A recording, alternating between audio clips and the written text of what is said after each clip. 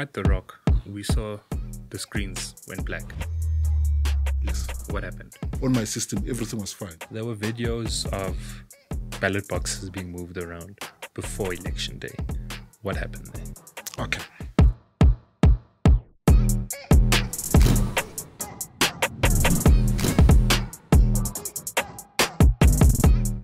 Welcome back to Palatable Politics, a show where we take the complexity out of politics and make it palatable for you.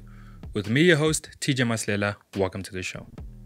In today's session, we're going to be going into the election. What happened, what we can do moving forward and improve. And here to make it palatable for us is none other than the Deputy CEO of the IEC, Mr. Masego Sheburi. Welcome to the show. Thank you. From a personal point of view, let's start with how did you feel about the IEC's performance over the election? I know you guys are still finalizing the report, but just from a personal, how do you guys feel? How do you feel about the performance? We consider ourselves a learning organization. What do we mean by that? We mean in any subsequent election, we do not repeat mistakes from the past. In this election, indeed, we had challenges, but those were not challenges that we had experienced previously. So from that element, we have learned from our past mistakes, but we must address the shortcomings that we attended to this election. As you indicate, we are yet to finalize our review processes, but we know from voter experiences that there were instances where persons waited inordinate period of times before they could cast their ballots. So we want to understand whether that was an issue of training or whether we could improve that with the suitable location, choice of voting station, or whether it's a combination of factors from training and proper location of voting stations or the amenities available at voting stations. Secondly, with our public-facing innovations, like, for example, the VMD on voting stations, where it did not operate as optimally as it ought to. But then again, let's add this. On the VMD, we run a number of apps. So we have 4 applications on the VMD. So just VMD to break it down for VMD, a voter management device. Okay. There's a tablet-like device that we spec'd with CSIR. It's a country-specific device. CSIR? Or Center for Scientific Research and Innovation. Okay, thank you. So we spec'd the device. We went out onto market. We got that device. All that we do on the device, we develop the apps in-house and we use them to occasion efficiencies in elections. So the VMD primarily is used for registration of voters so that at the point where we interact with the voter, we can get their address and register them in the correct component of the voter's roll. You would recall that in 2019, there were a number of allegations and accusations that certain persons were able to vote more times than they were entitled. So with that, we now also use the VMD to have a voter's roll on that device so that when we issue with the ballot, we also scan you and it replicates on our database so that even if you were to present at another station, you'll be indicated as having participated in elections. So the voters' roll application did not work as optimally as we expected. So that is what we want to understand so that in the next election, we can occasion improvement. We are happy to report, however, that 3 other apps worked efficiently. The staff attendance, which records the attendance of our staff and can facilitate payment of staff. Secondly, the ballot tracking app, which tracks ballot papers from the point of production through the various value chains at our warehouses, including at the level of a voting station, so that at each point we know how many ballot papers we have at the voting station. And the last app on the VMD is the voting station operation, which records stations opening, when the stations have closed, and also gives us data on voter participation. So instead of phoning presiding officers, they just need to click on an app and they record the station as open. So it minimizes the toing and froing. Yeah, and helps with the reporting. Yeah. Okay. Personally, from my side, one of the things I do appreciate about the IEC, like saying there'll always be mistakes, but where there are mistakes in an attempt to approve, for me, those aren't mistakes; those are learning curves. So shout out to you guys for that constant innovation. Thank you. Let's go now into the voters' role. Sure. You mentioned now that one of the reasons for the VMD, that device, was to also assist in terms of identifying where people stay, addresses, etc. Now, what happens when it comes to informal settlements where you can't necessarily say, okay, it's 47 Preachard Street, whatever? How did the IEC deal with that with regards to the voters' role and making sure everyone is where they should be? Okay. The role of the IEC is to ensure that we can advance common franchise. In other words, that there are no special qualifiers for people to enjoy their right to vote. Important as an address is we must find ways to make sure that people are not excluded only because they do not have addresses. People do not vote because they have an address. They vote because they are citizens. So when we register persons, where they have an address will reflect that address on the voters' roll. However, if a person doesn't have an address, they live in less formal settlement, or even the homeless, we will find a place that they call home. If a person says, I live under a bridge on this intersection, we record that as an address. In informal settlements, we'll use landmarks. For example, if there is a tuck shop or a popular bus stop or those types, we use those landmarks. We're not saying those people reside there. We're saying this is the landmark that we've used in order to register these persons in this voting district and not in any other voting district. And as you'll correctly remember that since 2016, in the Tlokwe and Mhlope matters, an address has been elevated by the Constitutional Court almost to a condition precedent to free and fair elections. And increasingly, we've seen election outcomes being challenged on the basis that people on the roll do not have an address. But the IEC's position is that we will get it right, but in getting it right, we will not remove people from the roll because they vote because they are citizens, not because they have a place that they can call home. No, on that, one of the differences between the last election and this one was the issue of not being able to vote. Before, if I was in Gauteng, I'd get all ballots as long as I'm in Gauteng. This time around, that wasn't the case. Yes. Why is that? Or what were you guys trying to achieve? The scheme of the law has always been that a person registers and votes in a voting district linked to their place of ordinary residence. So if you've maybe, for example, in my case, first time registered in Jabulani, Soweto, when I moved, I had to change an address to link it to the place where I currently reside. So that is the general scheme. However, there was a narrow exception that was introduced in the scheme to make sure that people who unavoidably found themselves outside of their voting district could still vote. Let's make an example. A truck driver who is registered in Limpopo, on voting day, they are en route to Cape Town, they find themselves in the Free State. That person could go into any voting station and apply to vote by Section 24A.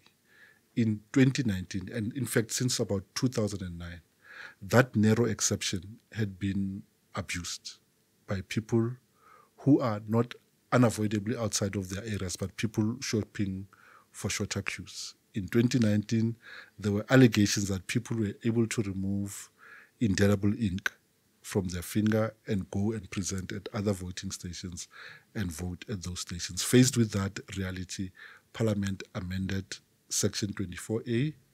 It is still available, but only by pre-notification. So a person must pre-notify the Chief Electoral Officer of their intention to vote at another voting station. What was removed was the ability of a voter to walk into any voting station on the day of voting and apply for a Section 24A. There's two principal reasons for that. One, it plays havoc with logistics because we do not flood stations with ballot papers. We provide for 100% of persons registered there. So if there's 150 people registered at that voting station, the most ballots that station will get is 200. So if more than 200 people turn up and vote at that voting station, they're going to run out of ballots at that voting station. And we have difficulties convincing adjoining presiding officers to say, release your ballots because your voters have already voted elsewhere. But also, the second thing was to make sure that each one of us only votes once in an election. So there wasn't a way to ensure that I get one vote, but it can be wherever because... Okay. If you move to electronic voting, it's possible. But if you're still using manual ballots... How far are we from electronic voting? How far are we from electronic voting? In 2013, the Commission hosted an international conference to share experiences on electronic voting from those jurisdictions that have implemented electronic voting, but also to get a national discussion going, because important as we think we are, we cannot on our own make those policy choices for the country, because where electronic voting was introduced successfully, trust was a key consideration. So if people don't trust the system, you're going to have problems. You're going to sit with systems. If you choose the wrong technology, you're going to sit with problems. On the continent, there are at least 2 jurisdictions that have implemented electronic voting, but have been ordered by their courts to reverse the decision because it doesn't accord with the base law. It is unavoidable that South Africa would have to move to electronic voting. This year, towards the end of this year, we will have a seminar at which we will have a discussion on a narrow consideration to say, here's a business case for South Africa to consider electronic voting. Here are the forms of electronic voting that are available internationally. And out of that, we can start maybe a parliamentary process to see whether we can introduce a limited pilot so that in the next general election, we can pilot electronic voting and people can see how it works, and we can take decisions on whether the country can find funds to fund migration to electronic voting. I assume that it would somewhat make sense to either saying piloted by elections, etc., but to run a parallel, just at least for the first time, so that people are indeed more comfortable. Indeed, you could take a representative sample of voting stations, which will be about 1,300. Run electronic voting parallel with manual voting. At the end, compare the results of the two, and you can either validate or invalidate the technology that you had chosen. Okay. Now, another part of your responsibility is delimitation. Yes. What is it? Delimitation is just a big word for demarcation or cutting a big space into smaller units. The Municipal Demarcation Board is responsible for municipal and ward boundaries. So it demarcates political boundaries. Once it has done so ahead of each election, it hands over to us the ward boundaries. So those ward boundaries would impact our network of voting districts. So we must take those and see whether we need to change the shape of our voting districts so that each voting district falls in its entirety within a ward. So that is delimitation. It's just to redrawing administrative boundaries for purposes of election management so that they accord to ward boundaries. Because it is possible that the MDB could decide on new ward boundaries and those ward boundaries split the existing voting districts. So we must make decisions of how we redraw those boundaries of the voting districts so that they are contiguous and they belong in a single ward. How do you guys defend that process from that term? It's gerrymandering. Gerrymandering, yes. Yeah. The good thing is that we do not have responsibility for political boundaries. So gerrymandering is only possible in the context of a political boundary. So whether our voting districts are gerrymandered do not make sense. The result is still at the ward level. So, yeah. So you must first gerrymander the ward boundary before it can be possible to gerrymander the voting district's boundaries. For the benefit of our viewers, can you just give a short description as to what gerrymandering is? Gerrymandering is a term that was named after a gentleman. Basically what it makes is that if you can't win a constituency, all that you need to do is to shape the boundary of that constituency. Let's make an example. If you have in local government election, for example, you have a strong candidate who's an independent or belongs to a party that is not in power.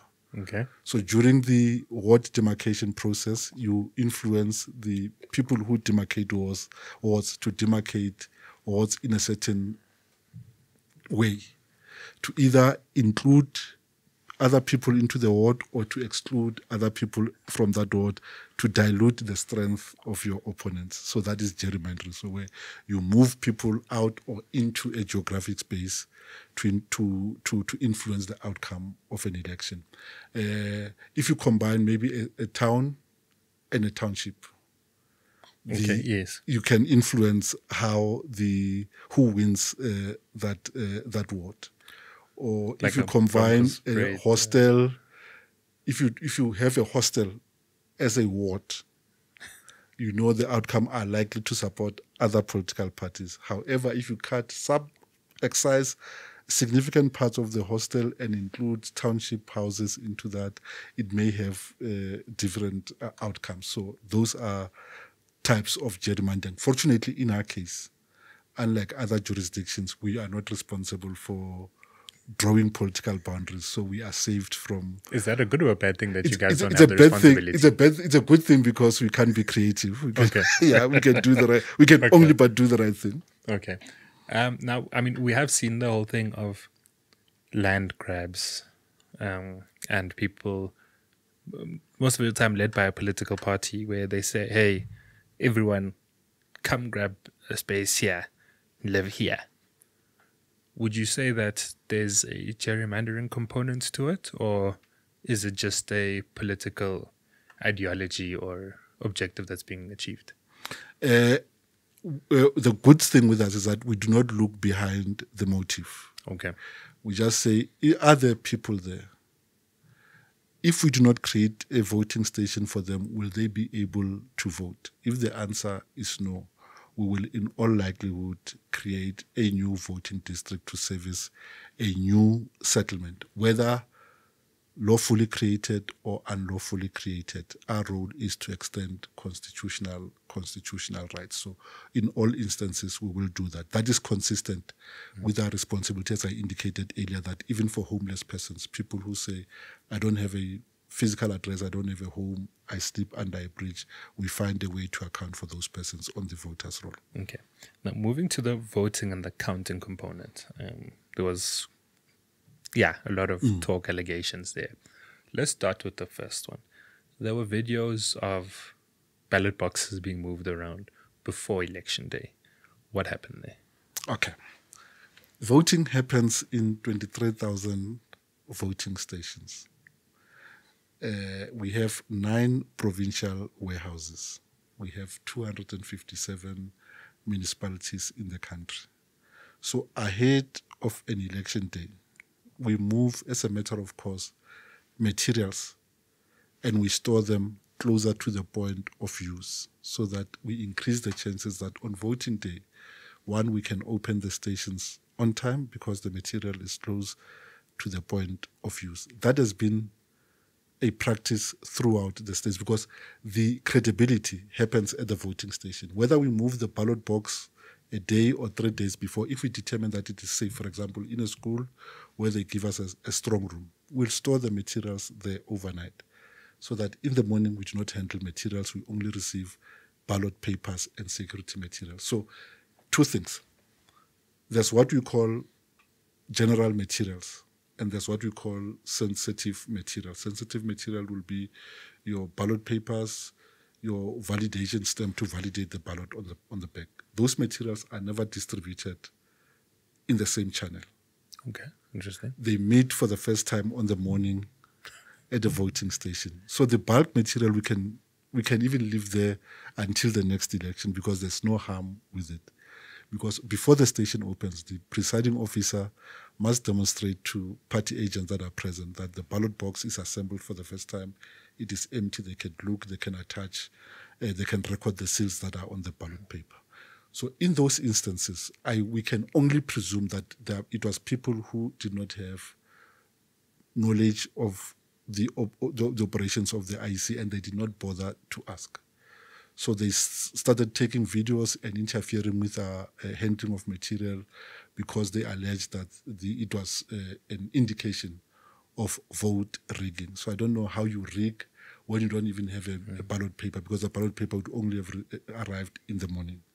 Ballot papers and security material, where there's capacity, those we transport to a voting station under security escort, SAPs, traffic police, municipal police.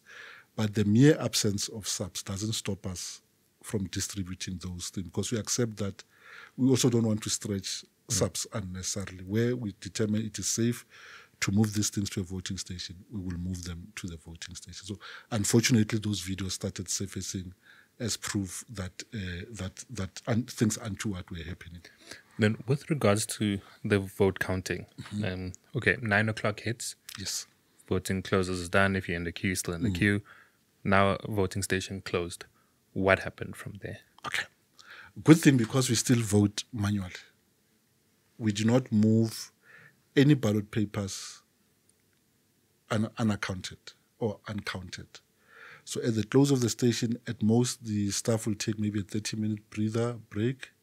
They'll then change the voting station into a counting station. In front of political parties and observers, we do the 3 stages in the counting. First, we empty the ballot boxes, we do the verification, we sort by party, and we isolate those ballots that are spoiled. Spoiled meaning there's a mark, but we don't know what this mark means, or there is more than one mark against more than one political party. In that circumstance, a person maybe made an X on party Y and also a 0 on party Z. What if they consistently made a tick? Even if they've made a tick, you can only vote once on a ballot. So Okay. if they've made 2 marks, even if there is consistently a tick, in that circumstances, we would not be able to see what is their intention, who is the vote for. But one tick on one ballot is fine. Whether One it's a tick on or one a cross ballot, whether or it's a tick or whatever. as long as it's there. It's as long as it's a mark against one party, we accept that one. If it's more than one mark on more than one parties, we can't decide which party to allocate that ballot to, and that one will be a spoiled ballot. So we count in the presence of parties. Party agents can raise objections during the voting. They can raise objections during the counting process. And the last thing that we do, we complete a result slip at the voting station. And party agents can also countersign on the result slip to indicate that they agree with the tally of the votes at the station. The one result is left at the station as a way of publicizing the results, so that everybody in the vicinity knows that these are the results that left the station. That's the result slip. That's a result slip. Another one is taken in temper evident bag to a local office for capturing. So when we get there, the process of results capturing starts. The first stage is to scan that result slip to create an electronic image. Okay. But before even we scan that thing, our staff will do validation. For example, is this a result slip issued by the commission? Is the color consistent with the result slip issued by the commission? Is there a barcode on the thing? Is there a signature of the presiding officer? Is there a pre-populated name of a voting station? Have we indicated the number of people registered in this station pre-populated? Because those are control measures. Once that is done, we scan it in to create an image. We start the process of double capture. For example, party Y, you capture twice. If the numbers match, the screen goes blank, you capture again. If the number matches across all the 52 parties, then the results can be saved. From there, the auditors we go to market to get independent auditors. For this election, Deloitte and Touch got the contract to do the audit results. They don't audit on a sample basis. They audit each result slip to say the result slip that the IC has captured into its result slip, is it the same one that they've scanned into the result slip? And then they enter an auditor's code. From then onwards, we begin the process of automation, where we use artificial intelligence or technology. What we do then is that before the result can be displayed, there are parameters that we've built into the result system to say, go check for party Y, all parties at the same station, check the variance of votes among the 3 ballots. If, for example, party X got 200 votes on the provincial ballot, and it has 600 votes on the national ballot and 100 votes on the regional ballot. It doesn't say the result is incorrect, but it says there's a variance and change in behavior of voters in the same station as it relates to a party. So don't publicize that result. Hold it back for a purposeful investigation. We'll investigate and we'll include a reason why, how we've resolved that thing. Only then does the result become available. Another illustration would be where we check, for example, if there are more votes cast than people registered in that station, that result will not publish. The result system will will block it, because it says here's an instance of possible voter fraud where more people have voted than people that are entitled. So in that case, it's possible. This doesn't mean the results are wrong. Remember, people can pre-notify us Section 24 of their intention to vote. For example, let's take maybe in a resort town, people, or in Joburg Park. People, it's a transit area. Person knows I may be en route to Polokwane catching a taxi. Let me ask to vote in Joburg Park. So in that instance, you'll use then we've already preloaded the pre-approved Section 24A. So we know that in this station, we expect either to reach the 100% voter turnout, or we may even surpass it if it's a small station, because we have approved Section 24As. And once those things are met, the results become available to me on the computer, as it becomes available to parties that are represented at the Result Operations Center or via an APN, and also to media houses via an APN. We do not have even a 10 seconds lead in seeing the result. I see them as parties see them. Members of the commission receive them at the same time as members of the media and representatives of political parties see them. So there is no opportunity really to say, I don't like this result, can we manage it better? Okay. Now at the IEC, at the Rock, that screen went black. Yes. What happened? Okay. The screen is part of the result system. So there's two components to the result system. Where we feed the results at the local office, where we scan and we process the result. That component remained functional. The only thing that we lost for 2 hours was not publishing, because the publishing still happened, was just the projection of the screen. What had happened, we had tried to optimize the time that it takes from a result being finalized to when it becomes available on the screen, because we had estimated that at that time there was almost like a lag of about 45 minutes. Why? Because the result slip for the first time had images. They had the names of parties, they had the logos of parties and the other identifiers of parties. Why?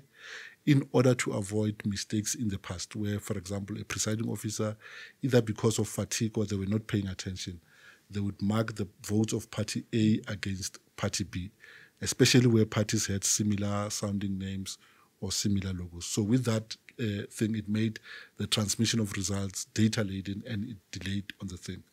Once we implemented that optimization, we then did not reset the result screen and only realized them, because on my system everything was fine. So when people said we can't see result, it took me time to realize that. But what are they talking about? Because I have results on my screen, and because I have them, they must show on the dashboard. So the dashboard issue again is not a legislated thing in the law. It's not a legal requirement. It is just a transparency measure for us, so that everybody at any given time can follow what is happening to the results. But no result processing stopped. The result was still being processed, as when the board came back, the results were accounted for in the board. And the participants in the election, there were a number of parties that come out, and some went to court and withdrew and things. Who is still there with the allegation or wanting to be heard? Is there anything still outstanding? There were 26 or 25 parties, as I recall, that signed a memorandum or petition challenging the results. Out of that, there was one constitutional court challenge at the instance of MK Party. The Constitutional Court refused to hear that application. It threw it out. The party went to the Electoral Court, having filed our answering affidavit. In other words, once the party saw our response, on their own version, they say they withdrew the application for tactical reason. It doesn't mean they've abandoned the application. Okay. The only live case that remains is the one launched by ATM in the Electoral Court. We filed our answering affidavit last week, Thursday. We hope that sometime this week the court will issue directions on when it will hear the matter, if it is minded to do so. Okay. Two more things. Political Party Funding Act. Yes. Parties were this time around required to disclose how much they receive, from where. From your guys' side, how compliant have parties been? All right. The Political Party Funding Act applies to all parties, not those that are represented. And it's significant to raise that point, because parties that are represented, i.e. parties that have a seat in a legislature or a national assembly, will also receive disbursements from the public funds. And they can also raise donations directly from donors. Okay. The Act applies to all the 600 or so political parties that are registered, whether they have representation or not. They also have the same requirement for disclosure. So there are parties that say to us, we've not received money, we don't receive money from the national purse. This law is onerous on us. It is placing an obligation on us to also submit financial statements that are audited by an auditor when we do not receive funding. So that's one category of parties that struggle to comply. There are parties that receive public funds and that receive donations directly. Those ones are required to disclose their sources of income on a quarterly basis. The biggest challenge are either parties not disclosing in full or not even meeting the deadline for disclosures. Early this year, the Electoral Commission took a number of parties to the Electoral Court for failure to comply with the Electoral Act, because on its own, it can't condone non-compliance to seek a directive. The court has directed that certain parties face a warning and others had to pay a fine that was determined by the Electoral Court. Yeah, so those are the two requirements. Parties not being able to meet the deadlines for submission, or allegation by certain parties that parties have not disclosed in full. Okay. Last one. I know this one seems to have lost a bit of momentum, but with regards to the synchronization of elections, having a national and local government elections simultaneously, what's happening there? The thing was muted about 7 years back, and at that point we thought it was going to be a reality. As we understood it then, the motivation was that you needed to push down the cost of running elections to make it easier on political parties in order to improve service delivery, so that parties are not in an election mode every two and a half years. On our part, we think there must be policy choices that are taken by Parliament. If Parliament agrees to synchronize that, they must then issue legislative instruments to give effect to that. On our part, as an election management body, we must stand ready to administer the law, whether we agree with it or we do not agree with it. But however, our warning would be, if you synchronize elections, you can't do so without also investing in technology to make that election easier. What do we mean by that? If you are a voter in a local municipality like in Midval, if the elections were synchronized, you'd be faced with 6 ballots on voting day. your ward ballot in your municipality, your PR ballot in your municipality, the district ballot for the district municipality, and the 3 ballots for the National Assembly and the provincial legislature. So we think if the country goes there, there must be proper business case and understanding that will that indeed reduce the cost of election? Will that indeed result in increased delivery of services by public representatives? And lastly, we must not visit difficulty on the voters. We must make facilities available to make the casting of the ballot easier. And we think the issue of electronics will assist us, because if you don't, in local government election, for the previous local government election, on one day, we ran 4,700 minimum different election, which means that's the number of unique ballot papers that you must have. And one ballot paper can be used or interchanged with a ballot paper at another voting station. Thank you.